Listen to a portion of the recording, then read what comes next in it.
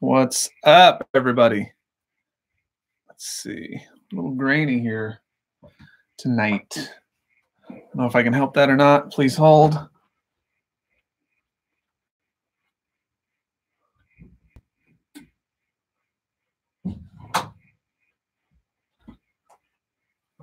Is that too much?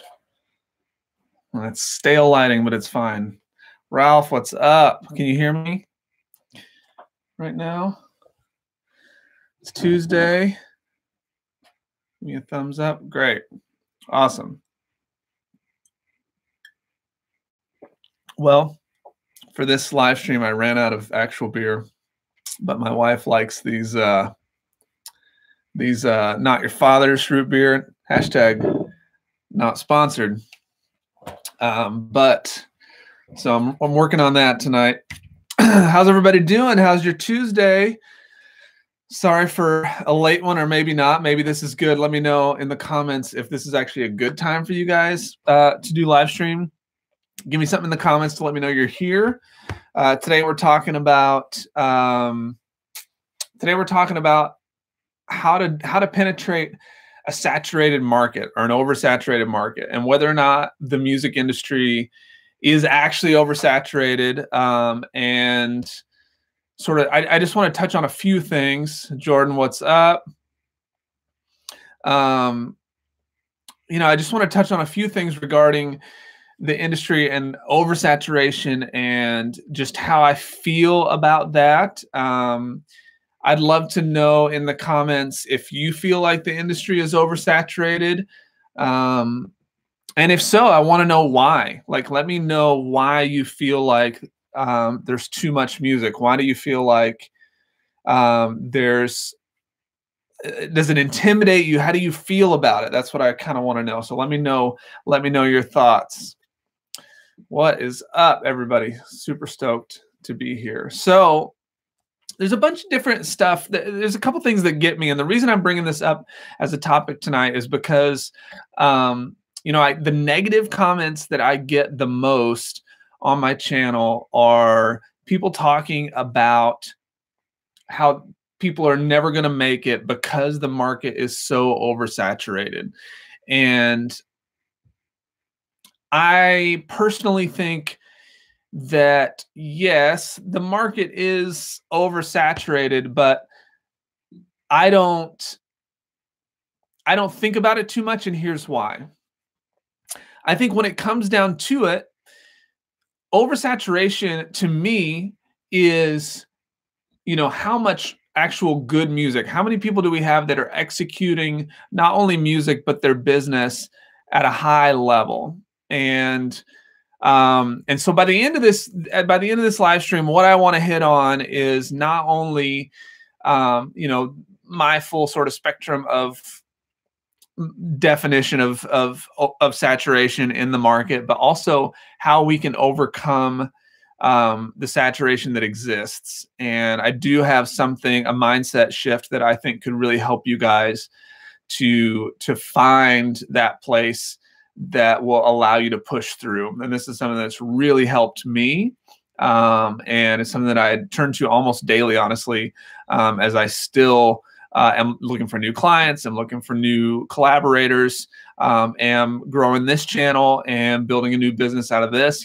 As I'm trying to bring value to you all, there's just tons of stuff that goes through my mind. Like, hey, I'm just another guy out here preaching some of the same junk. But what it comes down to is that I think if you go on Instagram and you get in on a hashtag for trap music, let's say, you're going to find a whole bunch of stuff. But you're going to find mostly a whole bunch of crap, a whole bunch of stuff that people aren't really putting the time and effort into developing something that will connect with people. It's the equivalent of you going to a show and standing on the side of the stage, or no, actually it's worse than that. It's the equivalent of you going to a show and standing by the bathroom with a stack of CDs and saying, as people are walking into the shitter, that you want them to listen to your music. this is what Instagram and YouTube and musicians in general that are on these platforms are doing for me. They're they're like trying to force you into something that doesn't make sense. So in that sense of the word, yes, there is an oversaturation, but when it comes down to it, I don't think the market is oversaturated, because I think there's very few people that are being smart about it. And I think that's why you guys are here. I think that's why you guys are tuning into other people on YouTube and Instagram that can help you actually grow the business side of things more, because you know that that's the truth. You know that there is a way to stand out from the dude that's standing by the toilet trying to hand you a CD. I mean, you go to any show and somebody tries to hand you a disc and you're going to be like, A, I don't even listen to CDs anymore. And then B, you know, this is not I don't know who you are. I got nothing to like attach myself to. And the thing that you have to remember, I actually, in the comments, I'd love to know, I want you to name, somebody tell me quickly, where were you at when the most recent song that you're into, where were you at? Where were you at when you heard it? And what do you remember about that moment? Be specific if you can. I'm going to tell you where I was for a song that I've been into recently. I don't even know if I know the title of it. That's how bad it is. But I was at a place with a friend, and a friend was like, "Hey, you should check out this tune." And I was like, "Okay." And so we turned it on, we listened to it, and I was into it. And you know, I ended up looking up some of the stuff, and I saved it on my Spotify playlist. Now, the bad thing is that I can't remember, but that's again the consumption model that me personally, I'm a sort of a active / passive listener, because my job is music. So honestly, I kind of just fall into this situation where I don't listen to it the same way I used to. That's fine. But I save it on a Spotify playlist so I can always go back and listen to it. Point being, I was there in this moment, and I had somebody that wasn't that artist hand it to me as a recommendation. That person is somebody that I trust. We were in a moment that felt right, that we were talking about music. There was a definite special situation there. I can also remember the first time that I heard, the first song that I remember hearing was Stevie Wonder's, one of the Stevie Wonder tunes. I was in the car with my dad. I Just Called to Say I Love You. We were driving toward Memphis, Tennessee, and I could see the skyline, just me and my dad. I was small, and there's a story there. So when I hear that song, there's like a nostalgia there that happens. Why am I rambling about that? So point being, you have to make sure that you're creating a moment for somebody to connect to you. Jordan says, I'm very intimidated by the worry of way too much good music, and it makes me think, how would I ever stand out since there's so many people who are better than me and they haven't even made it? Yeah, Jordan, you're not the only one with that worry, for sure. Trent, if your music is unique and real, people will support it. If your music is unique and real, people will support it. I agree to an extent. I think more so if your music is unique and real and you are also unique and real, then yes, I think people will support it. Tony, what's up, man? Glad that you're here. And Ralph, it's mostly on the radio driving around, a Spotify playlist, or from a friend. Right. It's still some sort of heavy recommendation that happens. So yes, is the music industry saturated? Absolutely. But I don't think it's saturated with smart people that are navigating the industry in a way that makes sense. There are two things that you have to get past in order for you to make it work. And one of those is the scarcity mindset. I say this all the time. I think if you feel like success is a commodity, meaning that someone else's success is actually taking away from you, then you're not going to make it. Because the point is, you have to understand that success, especially in an industry like this, where the monetization comes from attention.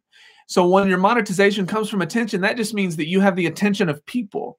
how many artists do you actually listen to at one time? It's not just one artist. So someone else finding this fan first does not take away from your opportunity to actually get behind or in that fan's ears, right? So in that way, success is not a commodity. So you have to get out of that mindset and understand that we are way more powerful together as musicians, way stronger as collaborators, as unifiers of our styles, as just not worrying about competition, but figuring out who we can team up with to get more and more stuff out there, especially in this age where, you know, people are listening to music more passively because there is more of it. Then you have to think of new ways to get in front of those people. Jordan, to be honest, I find a hell of a lot of new music from YouTube autoplay. Dude, that's awesome, actually. And I'm kind of the same with, I was using Pandora to do that a lot. And I'll still do some of that as well. If I'm on a whim, I'll go in and like really dig into something new, just try to find some new stuff. But I'm also always making new playlists. I'll use the Spotify's like playlist where it like recommends my weekly recommends or whatever. I think that's also a great place to find new stuff. So the market, I feel, is yes, saturated, but we can get past it. The thing I want you to think about here is, what do you have that's unique? And if you're worried that your music isn't unique enough, then A, I would just challenge yourself. What can I do to make it more unique? And then B, what can you do to really get yourself out there more? How can you interact better with people? How can you not become the guy by the urinal handing out the CD, right?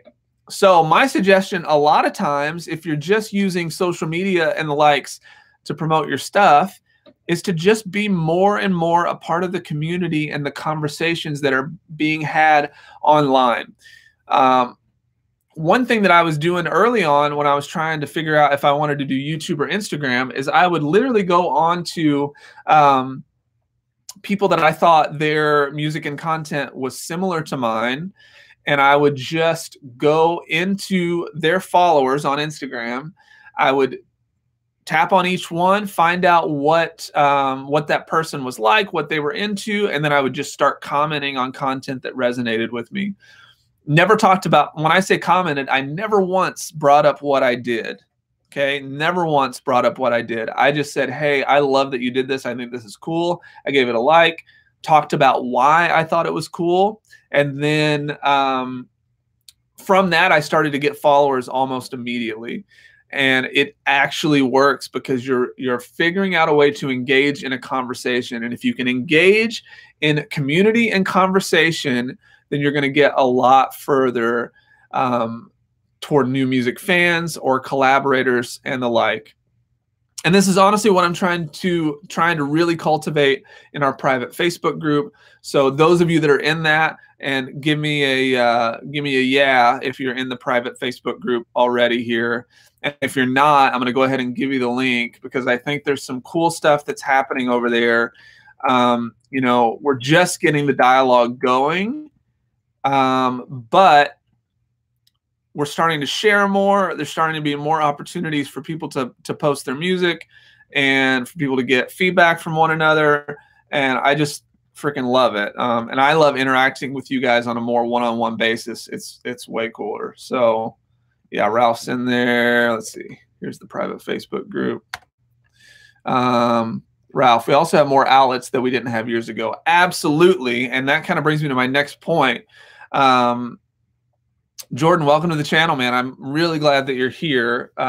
If you feel like you want to go deeper into connecting with people and musicians, other creators, in the industry, then please feel free to join the Facebook group. We'd love to have you over there. You know, there's no charge to be over there. Just answer a couple questions and I'll make sure you get put in right away. But yeah, to Ralph's point, that is exactly why I think we have opportunities that we never had before. So if you're trying to break through a saturated market, there's one thing that I think you should do specifically, and that is be very purposeful about what platform you're using, especially early on. If you are trying to get your music out there and you're trying to understand how to promote stuff better, then I would actually suggest in the beginning to be on just one or two platforms. You can be on multiple platforms, but focus more on creating consistent, good content on one of those platforms as opposed to trying to do it all. This was actually a big mistake that I made this year. I went hard making YouTube videos, making Instagram videos, doing all kinds of stuff on both YouTube and Instagram.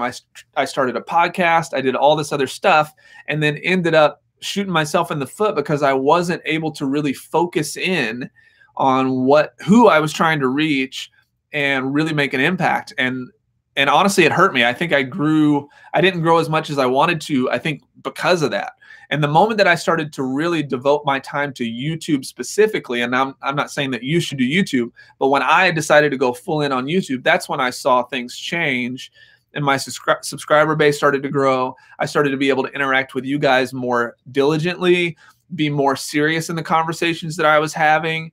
It was huge. And that's when I saw a real spike in my growth as well. And now that attributes itself also to, you know, a video getting picked up by the algorithm and pushing me out there. But regardless, like, I still think that my message wouldn't be communicated as clearly had I not decided to go all in just on YouTube. And so I would say just make sure that you're picking a platform and going for it full on. Tony, what's my first name? My first name is Lennon. And yeah, those of you that don't know me, my name is Lennon Bone. Last name's Bone, B-O-N-E. And I'm a musician, a producer. I joined YouTube in January of this year. I've been on a couple Billboard Top 200 records, worked with artists like K-Flay. I've collaborated with people in bands like Lucius and Miss Mister and some other stuff. But I only say that to just show social proof. Honestly, I don't even think about those things anymore. What I think about is how can I help you guys? Because I truly believe that if I've figured out how to make a living in the music industry, then you can too. That's honest to God. That's what I believe. To me, this is a calling to really help people do the same thing. And a lot of that has to do with just being focused and understanding who you're going after. So the other thing I want you to make sure that you're trying to do is be conscious of trying to collaborate with people. My awful humor had me laughing at P-Bone. Dude, hey, listen, you're talking to a guy that in 8th grade had the entire stands in my gymnasium chanting Boner for me to play Charge on the trumpet. That's a real story. And the cheerleaders starting to cry because it was during their specific point, but instead of them getting to perform what they were supposed to, everybody was chanting the name Boner throughout the gymnasium. So I think they felt pretty hysterical about it. So yeah, dude, I've been through it all. So call me whatever. I'm not worried about it.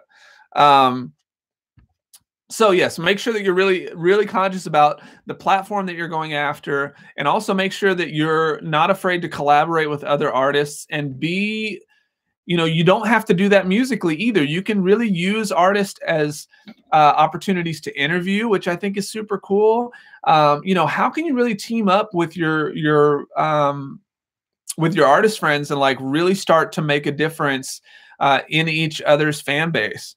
And I think that can be a really cool way for you to do that, is to just find something that you both stand for and go after that thing together, and that can make a big difference.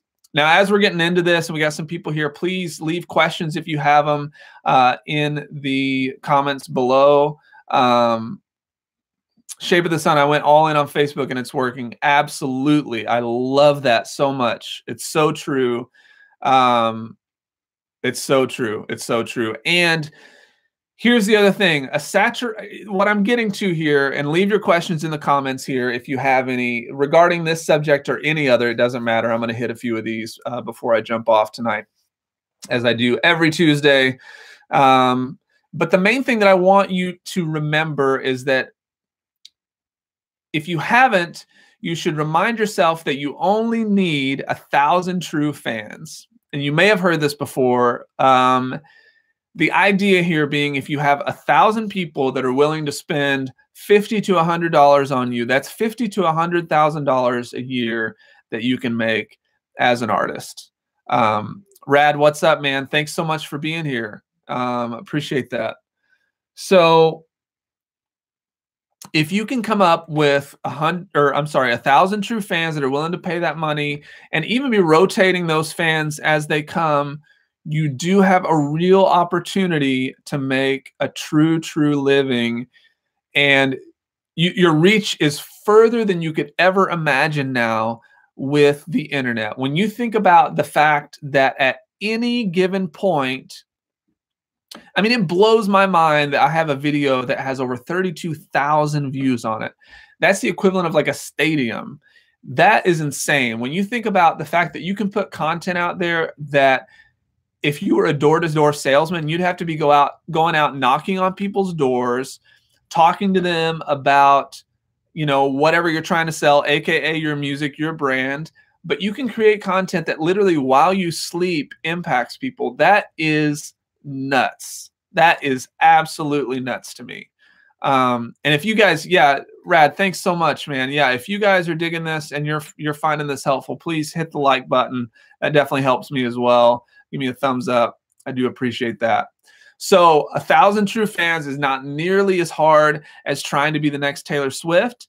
And, you know, I mean, me personally, I'll never be a Taylor Swift, and that's fine.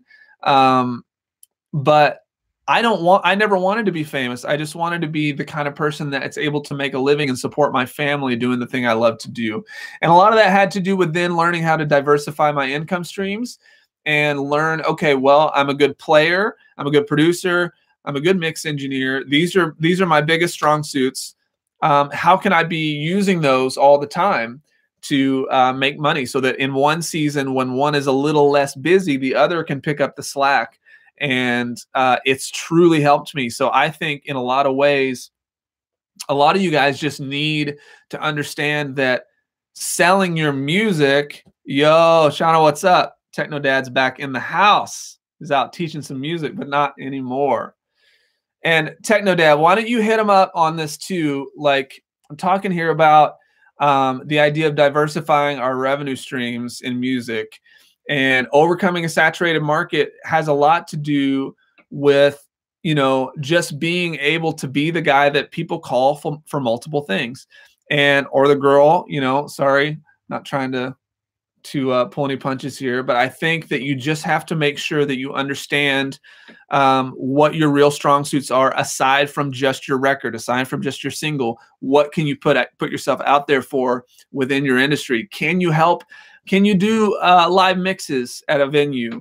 Because that's going to allow you the opportunity to go in and actually meet some new people in the industry. Can you do a cover gig once a month, even though you may not like it so much, but it gives you, again, an opportunity to meet some new people, to get out there and do some stuff? Can you DJ at your local club? Can you put on a private event that's your own thing, that really starts to be the hip thing to go to? That's money in the bank right there. I've seen some of the best entrepreneurial musicians that I know of have learned how to put together an event that is their own, thing, their own house party that happens once a month, something like that, their own little event that they're able to put together. And when they do that, dude, it becomes the happening thing that everybody in town wants to go to. Keep it in a small space. You know, think big, but aim small in the beginning, so that when you sell this thing out, even if selling it out is only 30 people, but those 30 people walk away like, damn, I could barely move in that place. That place was packed and everybody was having a blast. That's the kind of environment that you're trying to create. So when you're thinking about putting events together, you know, think big, but think about aiming small so that you can expand, and the next event can be a little bigger. So does anybody have any questions as we're kind of getting into this here? Any questions about any of that? Take a sip here. I'm due for one.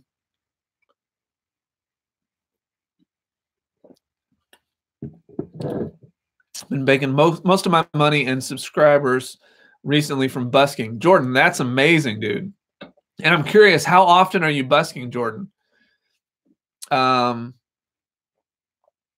see, TechnoDad. Well, I teach piano and guitar, and it happens mostly when school is on, so it's not in summer.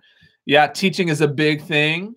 I have dudes that are in my circle that make, over 30 grand a year just in teaching students. But in summer, I DJ a ton of weddings, DJ in September quite a bit, or I'm sorry, in December quite a bit for different stuff. Yeah. So, I mean, and that's huge. Like, what TechnoDad's talking about is so big because it's just a matter of, making sure. Yeah, so busking, if you don't know, busking is just going out, like doing street performances and sort of having a tip jar or a hat out, kind of asking for money as people go by. But yeah, what TechnoDad's talking about is big because when you're able to do all of those things, and if you can put your time together in a way that allows you to then treat yourself as a business that has these multiple revenue streams, and let's say now your idea is, okay, I need to promote this single. No longer are you concerned about not having any money to run some Facebook ads, to reach out to influencers and ask them to do oh man, this is terrible, a paid post for you. You have a little money that you can put aside. And if you're thinking about taking that revenue stream and splitting it up, giving your profit to yourself first, maybe taking a good 25% and sticking it aside for every gig that you make for possible reinvestment into your business, which could be studio time, which could be professional mixing or mastering. And these are things that you need. I mean, I can't tell you enough that it's so important to connect with people that are going to help you make your product better. And a lot of times, a lot of you guys are trying to do everything, and that's really your ego getting in the way. I'm going to be real. Like, it can make a huge difference to give your music over to somebody to help you make it better. It really, really can. And it's the reason that I have gone to people and paid people a lot of money to learn more about the YouTube stuff. It's the reason I've paid money to learn how to do better recording when I was early on. It's the reason that you do these things, because you can take, yes, it costs money and that sucks, but that also allows you to cut the corners that everybody else is not willing to pay for. And all you have to do that is diversify your revenue streams, get out there, make that extra money, and put that money back into your business.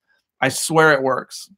Yep. I keep money aside for professional mastering. I can mix like a badass, but can't master for poop. I love it. And there's some of you that are going to be able to do one or the other. Some of you aren't going to be able to do either. I guarantee you there are incredible mixing and mastering engineers that are totally affordable.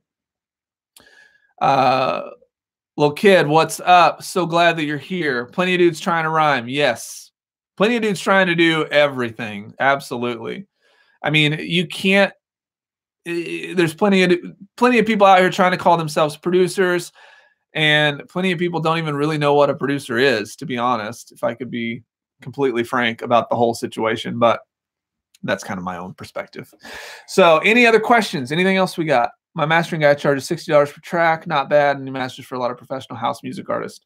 Dude, yeah, so affordable. I mean, I only charge clients for mixing between $150 and $200 a track, which is not bad. If you go and look at a lot of guys, they're charging $300, $400, $500 easily for a track. And that's, and that you got to think, like, that may seem like a lot of money, but when you think about where that can take your music to, it's a big difference. It's a really big difference. Any other questions that we got here from anybody in the house? Lenny, do you know anything about mechanical royalties? Royalties are not my specialty. What would you say? What's the issue that you're coming up with, Shape of the Sun? What's the thing that I might be able to help with? If there's like a specific situation, then maybe I can help. But I've always been pretty bad about royalties. I try to get people to help me in those situations. So especially if I'm doing collaborations and stuff, I'm always like, hey, let's do this together because it makes a big difference. That's my like, hey, this is my weakness. I'm gonna get somebody to help me out. Can't figure out how to collect those. Okay. Yeah, a lot of people say, this is are you talking about mechanical royalties? Are you talking about like your streaming royalty stuff or just Harry Fox Agency is one? Okay, yeah. Yeah, let me check on that actually. I have a lot of guys that do know a lot about it. So let me actually put the feelers out about that, and because I want to make sure that I'm helping you guys, and if there's anything I got to my favor, it is a good network of people. So I want to make sure that I'm utilizing them as well. So I'll check on that for sure. Remind me in the group on that, would you? Just put something in there about that. Anything else anybody's got? I'll take a couple more questions if you got them. And I'm going to hit Shape of the Sun up about the mechanical royalties in the Facebook group. If you're not there, you should come join. There's the link. Make sure your songs are registered with BMI, ASCAP, or CSAC. Yes, no doubt. And that's an easy process to do. So yes, make sure that's happening. Okay, this drink is brought to you by Not Your Father's Root Beer.